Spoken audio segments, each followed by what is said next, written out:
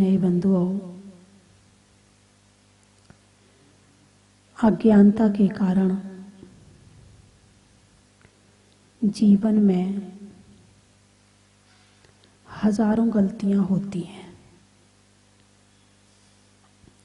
जब छोटे थे तब ये नहीं पता था कि चींटी मारने में पाप लगता है, मच्छर मारने में पाप लगता है, जुआ मारने में पाप लगता है, नहीं पता था। बड़े अच्छे से मारते थे, कोई डर नहीं था मारने में। लेकिन जब ज्ञान आया तो मारना छोड़ दिया, और गलती से मर जाए तो कष्ट होता है। अरे आज मेरे हाथ से एक मच्छर मर गया, अरे मेरे हाथ से आज ऐसा हो गया। एक परिवार शाहपुरा में कई दिन पहले की बात है, रहता था। तो उस परिवार की महिला ने आम पापड़ बनाए। क्या बनाए? आम पापड़। और आम पापड़ बनाकर उसे सूखने के लिए छत पर रख दिया। अचानक कहीं से मधुमक्खियां आईं और उस आम पापड़ में बैठ गईं, लेकिन उसमें वो चिपक गई और चिपक के मर गई। शाम को जब महिला आम पापड़ उठाने के लिए गई तो उसने ये स्थिति देखी, बहुत रोई, बहुत रोई। फिर यहाँ आई, यहाँ आकर उसने यहाँ भी बहुत रो रही थी। बोले 3 दिन हो गए, मन नहीं लग रहा किसी काम में, कि मेरे कारण से इतने सारी मधुमक्खियों की हत्या हो गई, जबकि मेरा उद्देश्य मधुमक्खियों को मारने का नहीं था। लेकिन फिर भी हुई है। यदि मैं उस पर जाली ढक देती, यदि कुछ कर देती तो शायद वो नहीं मरती। उसे बड़ा कष्ट हुआ, बड़ी पीड़ा हुई। आप तो मुझे प्रायश्चित दो, आप तो मुझे उपवास दे दो, आप तो मुझे कुछ भी करवा दो, इसका प्रायश्चित करवा दो। ऐसे भाव कब आए? जब ज्ञान आया। ऐसे भाव कब आए? जब ज्ञान आया। ज्ञान आने के बाद में पाप होने का पता चलता है। प्रायश्चित के भाव होते हैं, नहीं करने के भाव होते हैं। और जब तक ज्ञान ना हो तो मर गई तो मर गई, हमारा आम पापड़ और खराब कर गई। जिसको हिंसा में पाप लगता है, ऐसा ज्ञान नहीं होगा। सामने वाले के कष्ट को कष्ट नहीं समझता, ऐसा ज्ञान जिसको अभी नहीं है कि भाई सामने वाले को भी कष्ट होता है, तो फिर वो क्या करेगा? ए भगवान, ये मधुमक्खियां और कहाँ से आ गई, हमारा तो पूरा आम पापड़ खराब कर गई। इतने महंगे आम मंगवाए थे, सारे के सारे खराब हो गए।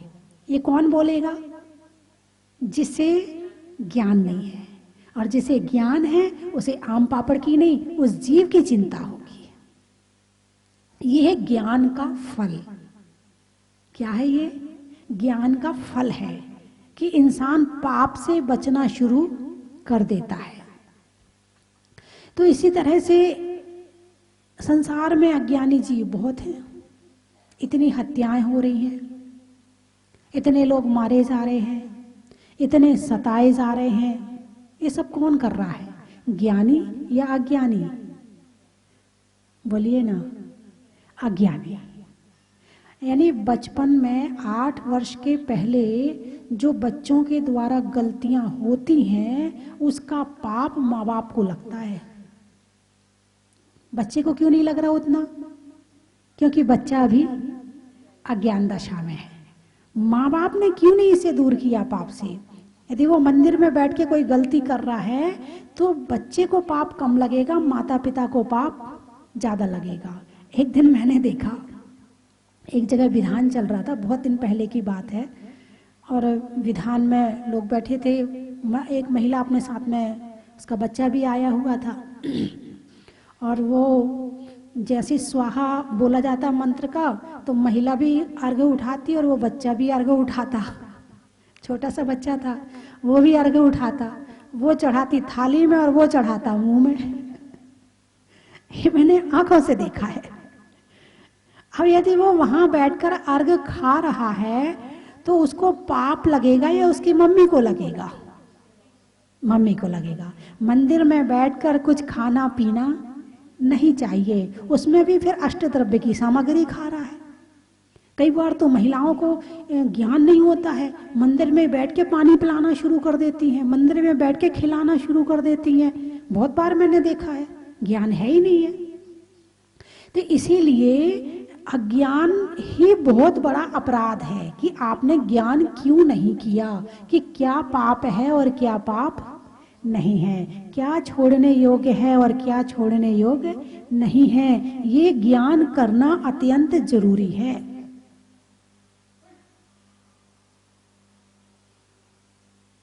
अनंत काल अज्ञानता में व्यतीत हो गए। कितने? अनंत काल। अब ये मनुष्य पर्याय किस लिए मिली है? अभी भी अज्ञान बने रहने के लिए या ज्ञान प्राप्ति के लिए? क्योंकि अन्य भवों में तो ज्ञान प्राप्ति की संभावना नहीं है। कुत्ता बनके, बिल्ली बनके, बंदर बनके, निगोदिया बनके, एकेंद्री बनके, देवों में भी शास्त्र स्वाध्याय नहीं होता है। वो तो जो ऊपर के सरवार सिद्धि के देव होते हैं, वो तो उनको जो स्मरण में होता है वही करते रहते हैं, बाकी वहाँ शास्त्र स्वाध्याय नहीं होता है। नरक में शास्त्र स्वाध्याय होता नहीं है, नरक में प्रवचन सुनने मिलते नहीं है, स्वर्ग में मिलते नहीं है, त्रियंच गति में मिलते नहीं है। अब ज्ञान प्राप्ति के लिए कौन सा भाव है?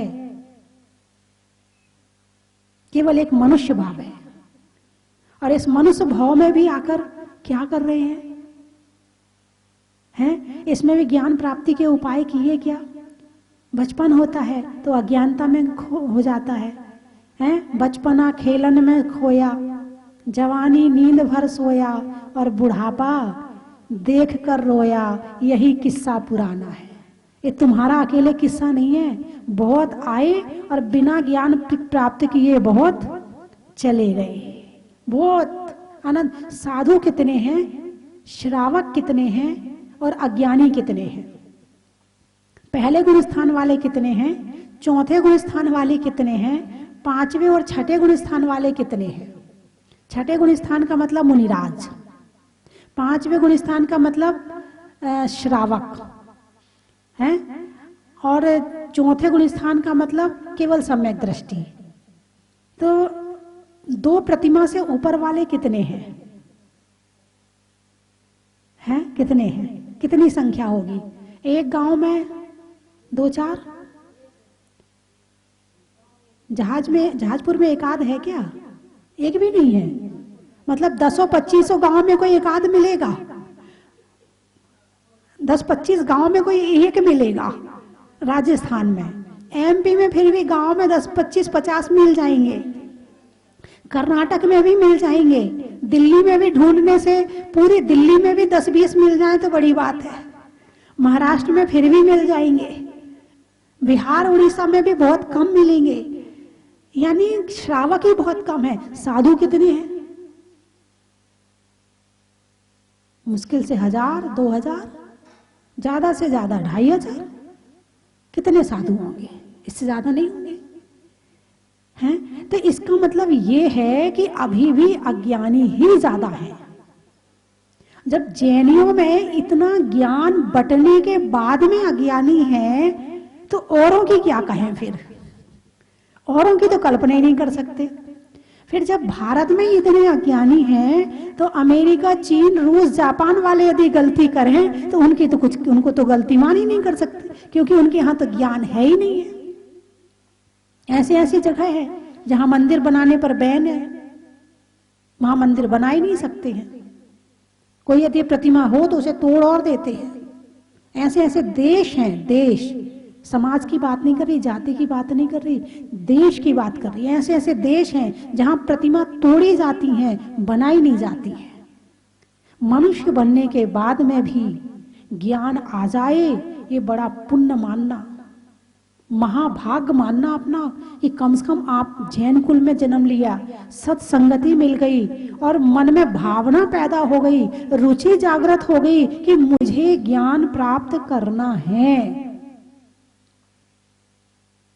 ऐसा नहीं कि किसी के पास में समय नहीं है, बहुत समय है, समय तो बहुत है। लोग तो वैसे ही कहते रहते हमारे पास फुर्सत नहीं है, फुर्सत नहीं है। एक व्यक्ति था, वो अपनी दुकान पर सो रहा था, दूसरा आया, बोले उठ। बोले क्यों, क्या हुआ? बोले सो रहा है। तो क्या करूं, इतनी छोटी सी दुकान है, कुछ और ज्यादा मेहनत कर। फिर क्या होगा? बोले 2 दुकान हो जाएंगी। बोले फिर क्या होगा? फिर बड़ी दुकान खोल लेना। बोले फिर क्या होगा? फिर होलसेल की खोल लेना। फिर क्या होगा? बोले एक आध फिर फैक्ट्री बना लेना। फिर क्या होगा? बोले फिर 2-4 फैक्ट्री बना लेना। बोले फिर क्या होगा? बोले बढ़िया सी कोठी बना लेना। बोले फिर क्या होगा? बोले अच्छा फर्नीचर लगा लेना। बोले फिर क्या होगा? बोले आराम से सो जाना। बोले पागल, अभी छोटी दुकान में मैं आराम से सो रहा हूं, इतना झमेला इकट्ठा करने के बाद में मैं सो पाऊं ना सो पाऊं, इस बात की कोई गारंटी नहीं है।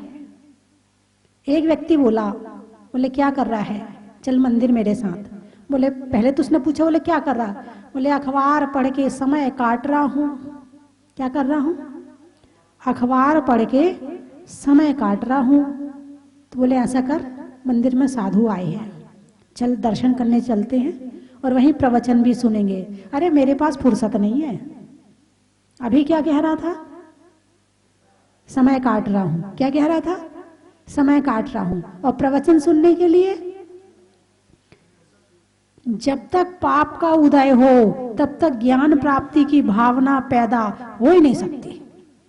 इधर उधर जाके बातें मार सकते हैं, इधर उधर की राजनीति की है, अपनी पड़ोस की सबकी बातें कर सकते हैं, मगर धर्म की चर्चा तो तभी होगी जब पुण्य का उदय होगा। बिना पुण्य के धर्म की चर्चा भी होने वाली नहीं है। यदि आप सुन रहे हैं तो अपना महाभाग्य मानना कि मेरे मन में रुचि पैदा हुई ज्ञान प्राप्ति के लिए। और पेट में पचाने वाली मशीन नहीं आ सकती कि तुमने खा लिया और मशीन लगा दिया वो पचा देगी। ये काम तो तुम्हें ही करना पड़ेगा। तो कहने का मतलब ये है कि विज्ञान ने आज बड़ी उन्नति करी है। मोबाइल, टीवी, लैपटॉप, हजारों तरह की मशीनें हैं, बर्तन मांजने की मशीन, रोटी बनाने की मशीन, दुनिया भर की मशीनों ने जन्म ले लिया है। इतनी खोज करी कि आपको बड़े सुख दे दिए, बहुत सुख दे दिया विज्ञान ने। तुम्हारा समय भी बचा दिया और तुम्हारी मेहनत भी बचा दी, दोनों चीज बच गई है ना। पहले के समय में लोग चूल्हे पर रोटी बनाते थे, लकड़ियां लाना पड़ता था, उसे काटना पड़ता था, उसे फिर उसमें चूल्हे में लगाना पड़ता था, उसके बाद फिर चूल्हे को फूंक फूंक के जलाना पड़ता था, फिर भोजन बनता था। और उसके बाद जब भोजन बन जाए तो चूल्हे को पोतना भी पड़ता था। मतलब एक अग्नि के लिए कितने काम करने पड़े, ठीक है ना। अब क्या है, गैस स्टार्ट, अग्नि मिल गई है। पहले आटा के लिए चक्की पीसते थे, सुबह 4 बजे महिलाएं उठ जाती थी और सुबह चक्की पीसती थी। चाहे ठंड हो, चाहे गर्मी हो, चाहे बरसात हो, पूरी गर्मी बरसात सब सहन, क्योंकि पंखे तो थे नहीं पहले, तो सब सहन भी करती थी और आटा भी पीसती थी, है ना। पूरी मेहनत लगती थी, शरीर की एक एक नस पूरी एक्सरसाइज हो जाती थी। जो आज जो है वो वहां जाकर जिम में जाके वजन उठाते हैं, वहां चक्की पीसते हैं। अपने घर में ही पीस लो ना, वहां पैसा भी देते हो और चक्की भी पीसते हो। तो ये काम तो पहले घर में ही हो रहा था ना, है। उसके बाद फिर वो पानी खींच के लाते थे, उसमें भी पूरी मेहनत लगती थी। कहीं कुएं नहीं होते थे, गांव नदी किनारे होते थे, तो नदी से पानी भर के लाते थे। सिर पे वजन आता था, और सिर पे जब वजन आता था और कलश का घड़ा रहता था तो सिर भी ठंडा रहता था, गर्म नहीं रहता था, क्योंकि सिर पे जल आ गया, और जल ठंडे का प्रतीक है। और जिसके सिर पे कलश है बड़ा शुभ माना जाता था। तो दिमाग भी ठंडा, दिमाग पे वजन आया तो अब दिमाग पे और वजन देने की जरूरत नहीं है। तो पहले के जो भी घर के काम होते थे, समय भी लगता था और मेहनत भी लगती थी। कपड़े होते थे, कपड़े धोने या तो कुएं के पाट पर जाते थे, या तालाब में जाते थे, और या फिर नदी के किनारे जाते थे कपड़े धोने के लिए। तो उसमें भी जाना आना, धोना, सुखाना, पूरा दिन लग जाता था। तो आज के समय में विज्ञान ने ऐसी ऐसी मशीनों का निर्माण कर दिया कि तुम्हारा समय और मेहनत दोनों बच गई। अब ना तुम्हें कूट कूट के मसाला पीसना पड़ता है, ना तुम्हें घिस घिस के चटनी बांटनी पड़ती है, हैं? और ना तुम्हें अब चक्की चलानी पड़ती है। तो समय बचा ना? अरे बोलिए ना, बचा कि नहीं बचा? बोलिए ना, बचा। कम से कम एक दिन के 3 घंटे तो बच गए होंगे।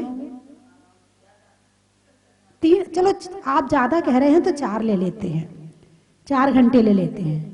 अब उन बचे हुए 4 घंटे का आपने क्या किया वो बताइए आप तो मुझे। क्या सदुपयोग किया आपने बचे हुए घंटे का? आपने मंदिर में पहले टाइम कम मिलता था क्योंकि घर में ज्यादा टाइम लगता था, तो आप शायद मंदिर में 2-4 घंटा ज्यादा लगा रहे होंगे। घर में रहते थे तो और बहुत सारे काम होते थे, तो उनका में आप जब समय बचा तो आप घर में बैठ के स्वाध्याय भी कर रहे होंगे, माला भी फेर रहे होंगे। क्या कर रहे बताइए? बचे हुए समय का आपने क्या किया? क्या किया आपने? समय बचाना तो आता है, मगर समय का सदुपयोग करना भी तो आए। पैसा कमाना तो आता है, पैसे का सदुपयोग करना भी तो आए। पैसा कमाना सरल है, लेकिन पैसे का सदुपयोग करना कठिन है। एक व्यक्ति दिल्ली का था, वो आया, बोले माता जी मेरे पास इतना पैसा आ गया था, इतना पैसा आ गया था, मैं ये सोचता था कहाँ खर्चा करूं। तो मैंने कहा फिर आपने क्या किया? बोले फिर मैं विदेश गया, महंगी महंगी होटलों में ठहरा, महंगा महंगा खाना खाया, और महीनों में घूमा अपने परिवार को लेकर के, और वहां खर्चा करके और आ गया। बात समझ में आई कि नहीं आई? है? कहाँ खर्चा किया? ज्यादा पैसा हो गया तो कहाँ गया? होटल में गया और दुनिया भर के कामों में गया। यदि ये कोई बुद्धिमान व्यक्ति होता तो वो कोई एक, भाई मेरे पास पैसा बहुत ज्यादा हो रहा है, चलो एक मंदिर बनवा देता हूं, चलो मैं मंदिर में पूरे सोने का काम करवा देता हूं, चलो मैं ऐसा काम। यदि कोई धर्मात्मा होता तो पैसे का सदुपयोग करता। उसका पैसा कहाँ गया? होटल में। तो आपने समय और पैसा, 2 चीज बड़ी कीमती है, और दोनों चीजों का सदुपयोग करना, यदि दिमाग है तो आप सही जगह करेंगे, और नहीं है अब चल खाना बना लिया, अब फुर्सत हो गई, चल पड़ोस में बैठाते हैं, सारा मोहल्ला इकट्ठा हो गया, अब अपने 1-2 घंटे वहां अपने गपशप करके आ गए, इसकी बुराई, उसकी निंदा, उसकी चुगली, उसके यहाँ ऐसा हो रहा, उसकी बहू ऐसी है, उसने ऐसा कर दिया, उसकी लड़की भाग गई, उसके यहाँ दहेज में ये आया, उसका वैसा हो गया, आज मैंने ये बनाया खाने में, आज मैंने कपड़े ऐसे धोए, अब तो ठंड आ गई है। बस अपने 1-2 घंटे पास किए और अपने वापिस आ गए। क्या किया समय का? बताइए, सदुपयोग हुआ समय का? नहीं हुआ है। समय बचाना तो आता है, मगर समय का सदुपयोग करना नहीं आता है। पहले के समय में लोग घोड़ा गाड़ी में बैठते थे, या बैलगाड़ी होती थी, या बैलगाड़ी होती थी या घोड़ा गाड़ी होती थी। ये जो तुम्हारी पेट्रोल से चलने वाली बाइक है और गाड़ियां हैं, ट्रक हैं, कुछ भी नहीं था उस समय पर। तो आदमी पैदल ज्यादा चलता था, घोड़ा गाड़ी भी कम यूज करता था, वो भी जब उसे बहुत जरूरत हो तो। और वहां की 4-4 किलोमीटर, 5 किलोमीटर, 10 किलोमीटर यूं ही चला जाता था। उसे पता चलता था पास के गांव में 5 किलोमीटर दूर कोई महाराज आए हैं, पैदल चला जाता था प्रवचन सुनने के लिए। यदि 3 किलोमीटर, 4 किलोमीटर कोई गांव होता था, 8 किलोमीटर भी गांव होता था, तो बच्चे पैदल स्कूल चले जाते थे। बचपन में गए हैं कि नहीं गए? पैदल स्कूल चले जाते थे। दोनों काम हो गए, शरीर की एक्सरसाइज भी हो गई, मेहनत भी हो गई, जाना आना भी हो गया, और पढ़ाई भी हो गई। अब तो गाड़ियों के कारण से समय बहुत बच गया है, बहुत बच गया है। और अब तो और एक से एक गाड़ियां आ रही हैं, 1 घंटे में 200 किलोमीटर, 300 किलोमीटर, 400 किलोमीटर, शायद 500 वाले भी आ गई है कि 1 घंटे में 500 किलोमीटर की रफ्तार से चलने वाली गाड़ी शुरू हो गई। सुना ऐसा है, शायद आपको पता है कि नहीं। ट्रेन शुरू हो गई है, बुलेट ट्रेन, आहा नाम भी बुलेट है उसका। बुलेट ट्रेन शुरू हो गई। अब जहां आप 1 घंटे में 100 किलोमीटर चल के और पहुंचते थे, वहां अब आप 500 किलोमीटर 1 घंटे में पहुंच गए, तो आपके 4 घंटे बच गए। कितने घंटे बच गए? 4 घंटे बच गए। अब उन 4 घंटों का क्या किया आपने? समय तो बचा लिया। ये तो मान लिया मैंने कि आपको समय बचाना आता है, बहुत विकास किया है, बहुत विकास किया है, लेकिन उस समय का किया क्या आपने? है दुरुपयोग किया, क्योंकि सदुपयोग करने का ज्ञान नहीं है। ज्ञान किसका करना है? सदुपयोग करने का। संसार में समय भी है, पैसा भी है, सब कुछ है, लेकिन हम उसका क्या सदुपयोग करें? पैसा है, शास्त्र जिनवाणी मंदिरों में रखवाओ, तो क्या हुआ? सदुपयोग हो गया। इसी तरह से स्वयं पढ़ो बैठ के, औरों को पढ़ाओ। तुम्हारे पास पैसा है तो उसमें आप अपने मंदिर में बच्चों को बुलाओ, वहां पे पाठशाला शुरू करो, और वहां पे जो बच्चे आते हैं, पैसा है ना तुम्हारे पास, इनाम दो। ये ज्ञान दान कहलाएगा। अब बच्चे कुछ नहीं तो इनाम के लोभ से आएंगे, आपका पैसा व्यर्थ नहीं गया। उन बच्चों के अंदर जो ज्ञान का बीज आपने डाल दिया, आपने ज्ञान दान दे दिया। इनाम नहीं है, ये ज्ञान दान है। मंदिर में कोई कार्यक्रम हुआ, अपनी तरफ से करवा दिया, भाई ये कार्यक्रम मेरी तरफ से करवा दो, दान भी हो गया और कार्यक्रम भी हो गया। तो इस तरह से ज्ञान प्राप्ति के उपाय, ज्ञान दान के उपाय, मुझे ज्ञान कैसे बढ़े और सबको ज्ञान कैसे बढ़े, इस तरह के उपाय करने से ज्ञान का क्षयोपशम होता है। फिर ये ज्ञान बीज के रूप में है आज, और यदि इसी तरह आगे बढ़ते रहे तो यही ज्ञान एक दिन केवल ज्ञान बन जाएगा।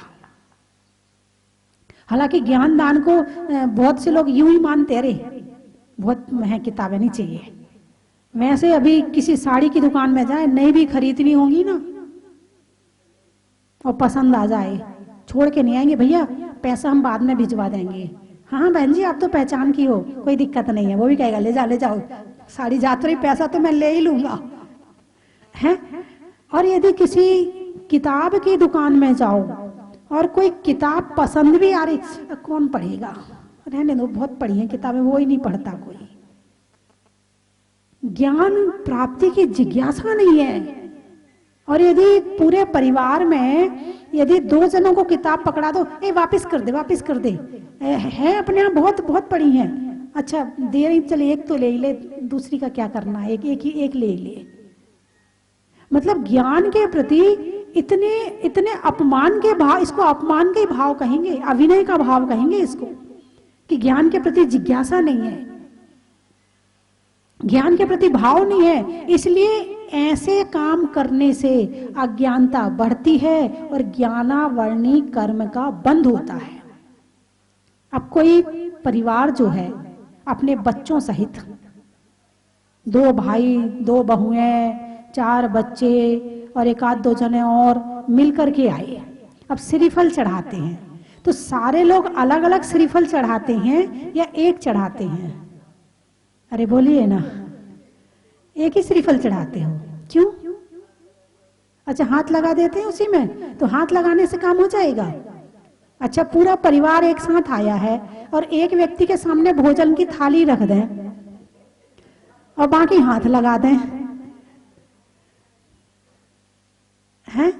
अच्छा यहाँ कुछ बट रहा हो, यहाँ कुछ बट रहा हो और पूरे परिवार में एक दे दें, तो क्या कहोगे? नहीं, देवरानी अलग है, जेठानी अलग है, हमारी सास भी अलग रहती है, हमारी नंद भी अलग है, हम सबका अलग अलग दो।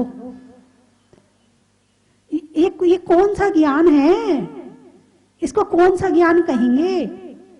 कि जहां दान का नंबर आता है, तुम्हारे घर में कोई चंदा लेने आए, भाई हमारे यहाँ पूरे परिवार में से एक जगह से जाता चंदा, हम अलग अलग नहीं देते हैं, और जब लेने का नंबर आएगा तो इसको कौन सा ज्ञान कहोगे? ज्ञान तो ये भी है लेकिन अज्ञान है। ज्ञान तो ये भी है लेकिन अज्ञान है। लेकिन जहां पर कहें नहीं भाई इनका अलग जाएगा और मेरा अलग, हम दोनों अलग अलग हैं, देने के मामले में अलग अलग है, लेने में भले एक हो जाएं, इसका नाम है ज्ञान। लेकिन लेने में अलग अलग हो जाएं और देने में एक हो जाएं, इसका नाम है अज्ञान। अभी बहुत ज्ञान प्राप्त करने की जरूरत है, बहुत ज्ञान।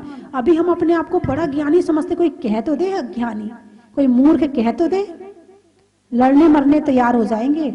जबकि वास्तव में अज्ञानी हैं, वास्तव में मूर्ख हैं, वास्तव में हम अभी बुद्धिहीन हैं, अभी कुछ भी ज्ञान नहीं है हमें। ज्ञान तो केवल ज्ञान है, और वो तो सागर से गहरा, हिमालय से ऊंचा, उसकी कोई सीमा नहीं है, कोई सीमा नहीं, अनंत ज्ञान है। और अभी इतने से ज्ञान में यदि हमने अपने आप को ज्ञानी मान लिया तो समझना अब हमें केवल ज्ञान की प्राप्ति होने वाली नहीं है। तो विज्ञान खोज करा रहा है और खूब खोज कराई विज्ञान ने, लेकिन सारी की सारी खोज पुद्गल की है। किसकी है? इंटरनेट खोज दिया। अब बैठे बैठे घर में नेट के माध्यम से ये फोटो भेजो, ये करो, वो करो, दिन भर अपने जो करना वो करो। लेकिन क्या इंटरनेट की जो किरणें निकलती हैं वो क्या स्वास्थ्य के लिए लाभदायक हैं? हाँ, अभी बताया कि बोले 5G कर दिया था, उसको वापस से 4G किया है। क्यों किया भाई? क्योंकि उससे लोगों को बहुत नुकसान हो रहा था। तो जितनी विज्ञान की खोज है सारी की सारी, हर खोज साइड इफेक्ट को लिए हुए है। बहुत सारी मशीनें हैं, नजर हटी दुर्घटना घटी, किसी के मशीन में हाथ कट जाता है, किसी का पैर कट जाता है, कोई पूरे से मर जाता है। मशीनों के ये साइड इफेक्ट है। अभी घर में गैस की टंकी रखी है, क्या है ये? अभी जरा सा गड़बड़ हो जाए तो पूरा घर जल के राख हो जाए। तो विज्ञान की हर खोज साइड इफेक्ट लिए खोज तो कर दिया है, लेकिन उसकी कोई गारंटी नहीं सुख देगी या दुख देगी। लेकिन इसके अलावा वीतराग विज्ञान, कौन सा विज्ञान? वीतराग विज्ञान। कहां पढ़ा आपने वीतराग विज्ञान? छेड़ाला में पंडित दौलत राम जी ने इस शब्द का प्रयोग किया है। 3 भुवन में सार वीतराग विज्ञानता, शिव स्वरूप शिवकार नमहु त्रियोग संहार के। उन्होंने इस शब्द का प्रयोग किया वीतराग विज्ञान, और भी आया है। तो वीतराग विज्ञान है और भगवान महावीर परम वैज्ञानिक है। इसकी चर्चा कल करूंगी क्योंकि समय हो गया है।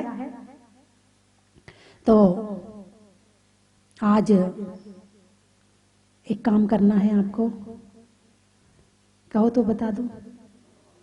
एक डायरी में बचे हुए समय का सदुपयोग क्या करना है वो लिखना है आज। तो निश्चित है कि हमारा बचा हुआ समय, हम बची हुई जिंदगी के बचे हुए समय में से कुछ कर पाए।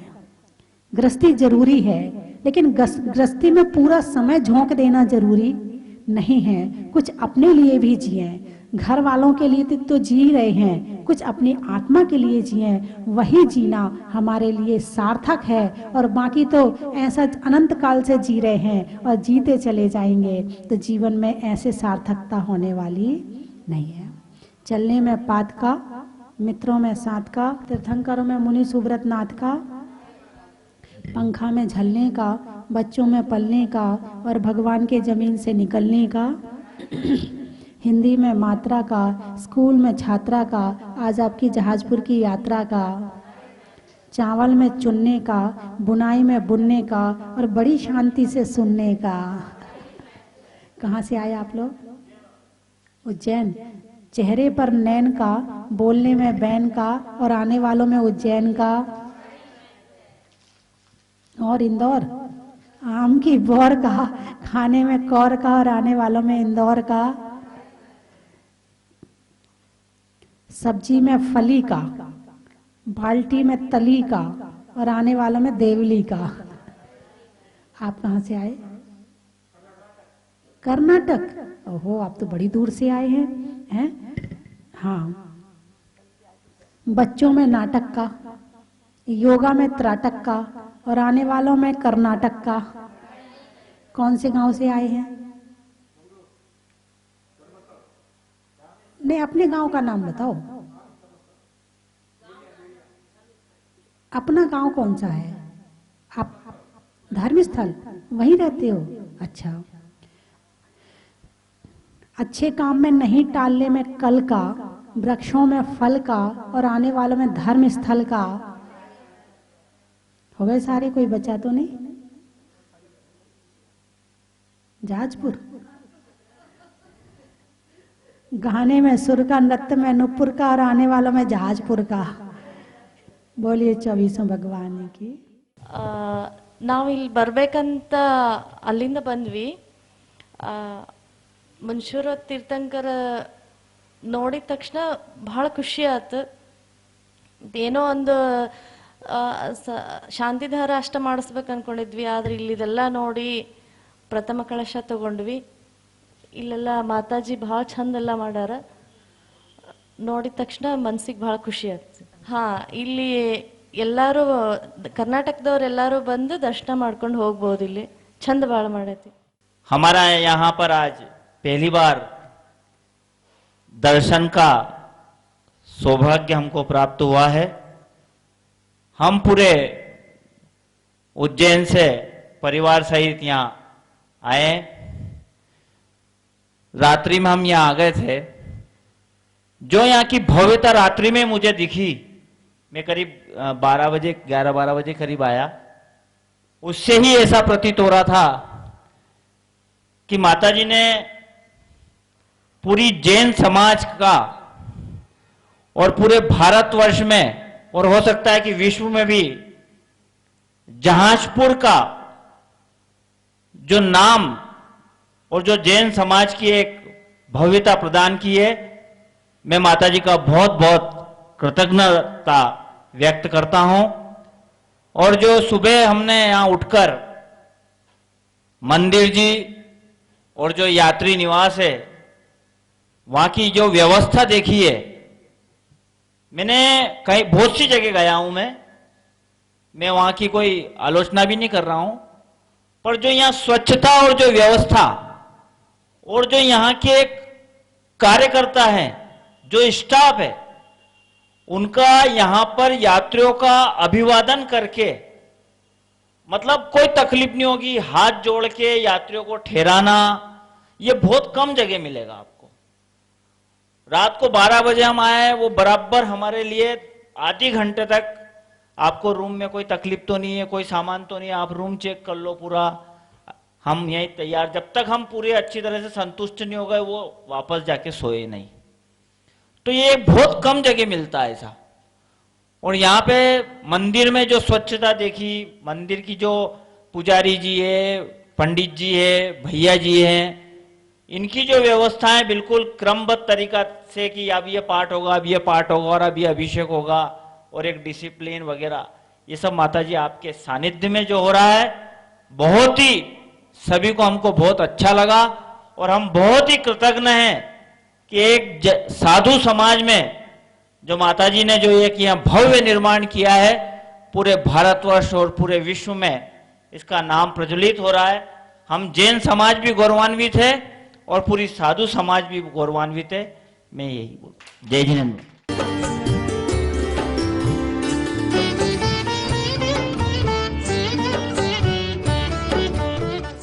स्वस्ति धाम जहाजपुर में विराजमान भूगर्भ से प्रकटित 1008 श्री मुनीश्वरनाथ भगवान की कृपा और पूज्य गणनियारे का स्वस्ति भूषण माता जी का मंगलमय आशीर्वाद आप सब पर हमेशा बना रहे। आप स्वस्थ रहें और धर्म के मार्ग पर हमेशा आगे बढ़ते रहें। बंधुओं, पूज्य गुरु माँ की मंगलमय प्रेरणा से स्वस्ति धाम में 40 दिन महाअनुष्ठान चल रहा है। 8 नवंबर 2020 से 17 दिसंबर 2020 तक। उस दिन आपके नाम से शांतिधारा, मुनीश्वर विधान और मुनीश्वरनाथ भगवान के समक्ष 40 बार चालीसा का पाठ होगा। अपने घर में सुख, शांति और समृद्धि के लिए, शनि ग्रह बाधा को दूर करने के लिए, रोग, शोग आदि व्याधि को दूर करने के लिए आप एक दिन के चालीसा, विधान और शांति धारा के पुण्यार्जक बन सकते हैं, जिसकी न्योछावर राशि मात्र 5100 रुपये है। बंधुओं, इस कोरोना महामारी के भीषण काल में पूज्य माता जी ने हम सबको यह अवसर प्रदान किया है कि आप अपने घर में रह करके अपने उत्तम स्वास्थ्य के लिए, रोग शोग आदि व्याधि को दूर करने के लिए इस स्वस्ति धाम जहाजपुर में विराजमान मुनीश्वरनाथ भगवान के मस्तक पर अभिषेक करवाएं, शांति धारा और चालीसा करवाएं। तो आप अपना नाम यहाँ पर दे सकते हैं। साथ ही मुनीश्वरनाथ भगवान का अभिषेक और शांति धारा दर्शन का लाभ आप सबको मिल सकता है। आप स्वस्ति धाम जहाजपुर में पधारें। यहाँ पर आवास की एवं भोजन की समुचित व्यवस्था है। धन्यवाद। चन की थाल को सजाओ रे आज, रत्नों की थाल को भर लाओ रे आज। आओ आओ करे रे गुणगान आरती भगवन की। आओ आओ करे गुणगान आरती भगवन की। आओ आओ करे रे गुणगान आरती भगवन की।